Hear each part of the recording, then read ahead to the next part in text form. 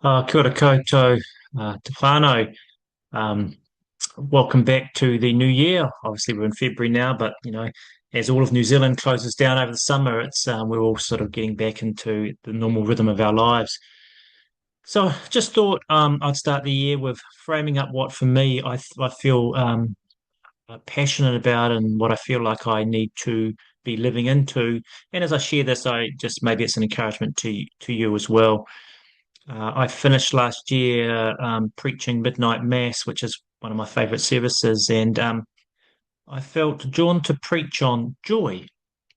I had just come back from Kolkata in India, and I was just impacted by this issue of joy.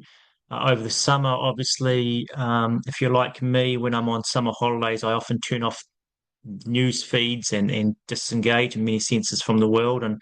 And now, as the year has started, I pick it all up again. And again, I'm impacted by our global and local situation and how difficult and challenging it is.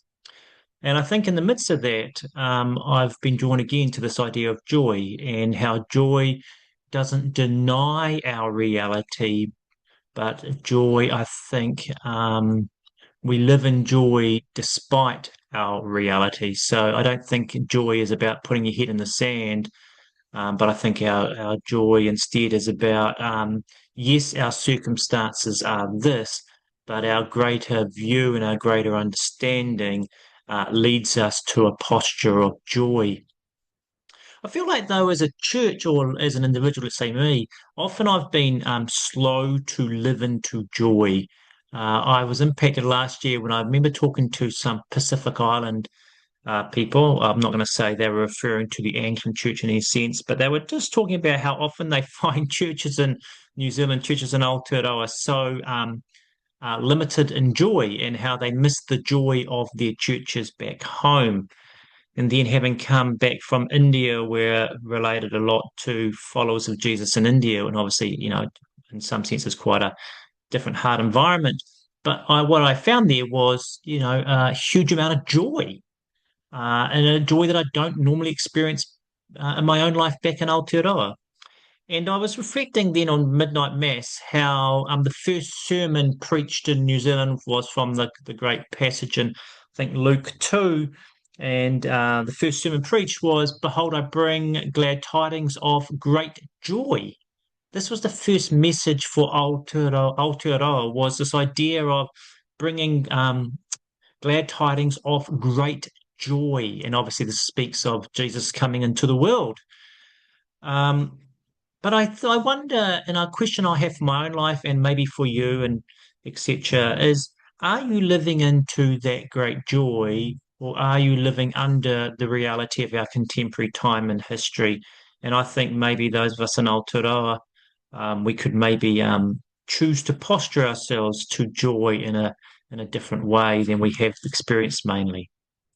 So, how do we posture ourselves to joy in a way that actually impacts our life? Well, I think there's two ways of understanding joy that I think for me make a difference. One of them is this idea that we can experience joy because we have God's presence with us, which ultimately um, changes the way we experience every situation. I think this idea of God's presence constantly being part of our life and the invitation of that, and being able to live into that daily, does change the way I experience every situation. And so I think, we need to cultivate in our lives a greater recognition of Jesus's presence with us. And I think when we cultivate that, we will naturally inhabit more joyful lives because we're aware of Jesus's presence and that making all the difference in our lives. The second one, why I think a way of understanding and cultivating joy, is also having the view of eternity. I think we often don't talk about this, but in the end, we know that God's kingdom comes on earth and there'll be no more crying and there'll be no more tears, that God's kingdom comes and all things will be restored. And I think when I sit in that profound truth, that also causes me to live in joy and rise above the circumstances I find myself in. And I think we sometimes as a church we don't live in that eschatological um, tension of recognizing there is a future hope that we can live into now, and that can cause us to have joy. So I just want to encourage you in this year, maybe make this a year where we particularly push into joy. I just a few days ago I visited Bishop Stephen Nelson, and he'd been reading a book. And I'll just quote to you what a part of the book that stood out to him. But I think it's a nice way of summing up what I'm trying to say. Here's the quote: "The Christian life is a state of thankful discontent or joyful dissatisfaction." Let me say that again. The Christian life is a state of thankful discontent or joyful dissatisfaction. So, yes, we live in reality which is so suboptimal everywhere we look, but also we live in thankfulness and joy.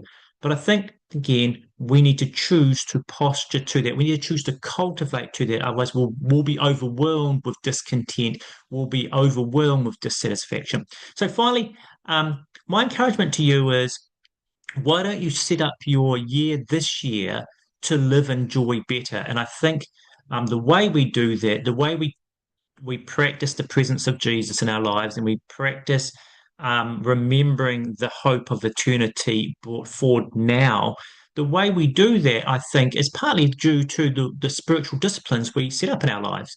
And so I made a video last year. We're going to link to it at the end of this video about how to set up your life with good spiritual practices this year.